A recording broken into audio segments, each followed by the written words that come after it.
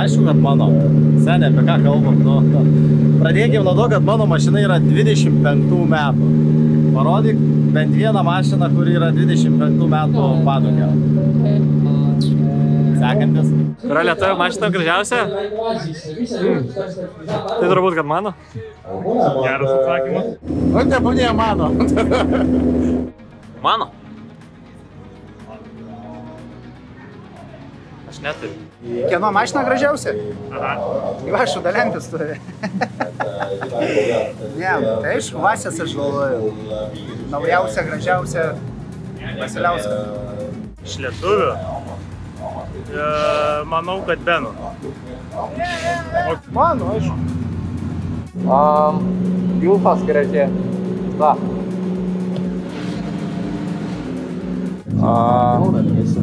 Dabar sakyčiau, kad Vasiliauska.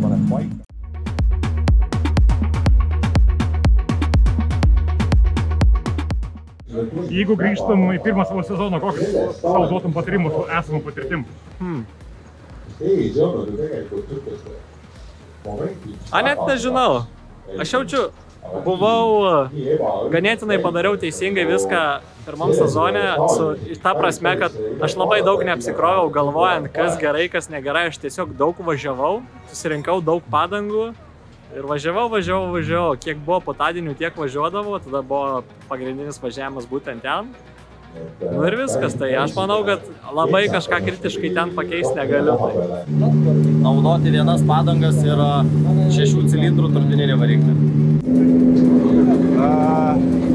Ilgiau pabūti Semi-Pro arba Streeter.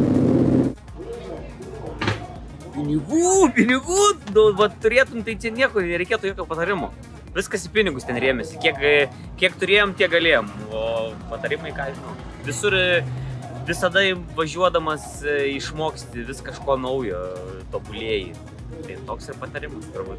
Nieko nekeičiu, viskas gerai kaip buvo ir kaip yra. O Kęstučio koks būtų patarimas? Į pirmą sezoną apskritai drifto, ir savo kokį patarimą.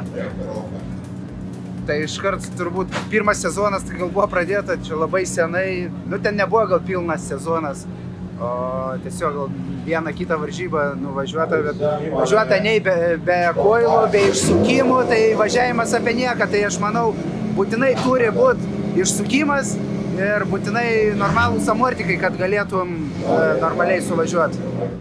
Kokį duočiau savo patarimą? Gal daugiau ir viskuo labiau domėtis. Kokį patarimą? Gal, jeigu leistų finansai, susirinkti mašiną iš karto tinkamą, o biškai spręs tokias problemas ir mokytis iš jų. Jeigu grįžtume savo pirmą sezoną, kokį savo duotum patarimą? Neatleis gazo.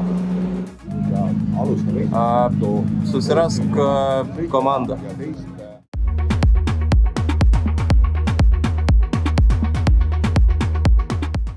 The track seems very fun. It's a lot different than many other tracks because of the height differences, and I just need a few more laps. It's hard to give a score at this point, but I'll give it a 7 or 8 at least for now. I need more laps and then I can give you a high score. Okay. Best of luck. Thank you. 9 kokius duočiau tikrai, gal net ir dar daugiau, nes savo tas reljefas tą žavi turbūt, tie posūkiai, aukščiai ir taip toliau, kaip skaitau. Šiaip labai smagi trasa. Pirmą kartą, kai mes joje apsilankėme, buvo pavojinga atrodė, bet paskui pripratom prie skirtingų reljefų, aukščių ir duočiau kokius gal mažiau negu Rygoje, bet manau, kad 8,5. Kaip pati trasa, tikrai 10 iš 10, nuostabiai smagi, bet labai pavojingai, sunku sugalvoti posūkį, kuriam gali neapsiversti. Tai pernai apsiverčiau paskutiniam posūkį, šiais metais jau matėm apsivertimus kituose dviejuose. Tai dar galima pirmam kitoj vietoje apsiverst ir antram posūkį galima dar kitoj vietoje apsiverst. Tai viso yra visose posūkiuose po 2 vietas grubiai, kur gali verst, nu tai čia kosmos yra čia. Gal biškį saugumą reiktų padidinti, tai tada būtų 10 su pliusu. 9,5. 10. Trasa belia kokia gera. Norėčiau daugiau tokių gerų trasų. Aukštyn žemyn kalniukai lenkti tokie posūkiai liuks. Davai, sėkmės. Lemba 10, nes jinai turi labai gerą reljefą. Nu, žiauriai smagu, ateini į kalną nematai, persimetimai tokie aštrus, nu, labai šiaip gera trasa. Dar jeigu... Ne, gerai, 10.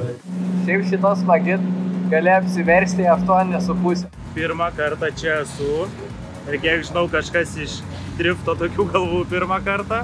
Tai turiu pripažinti šiaip, kad gyvai ir per teliką žiūrint skirtumas akivaizdus. Čia įdomiau, tai žinok, manau, rašyčiau kokius 9. Geriau negu Kuršėnai?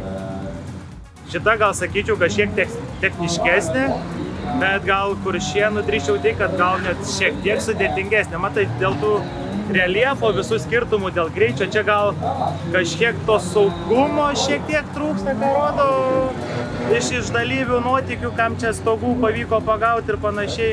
Nu, Kuršėnuose va, vien tas pats faktas, kad nebuvo dar kol kas nei vieno stogo, buvo blokų užlipimų kažkadaise, bet jo, čia, nu, vis tiek linkčiau į Lietuvos pusę.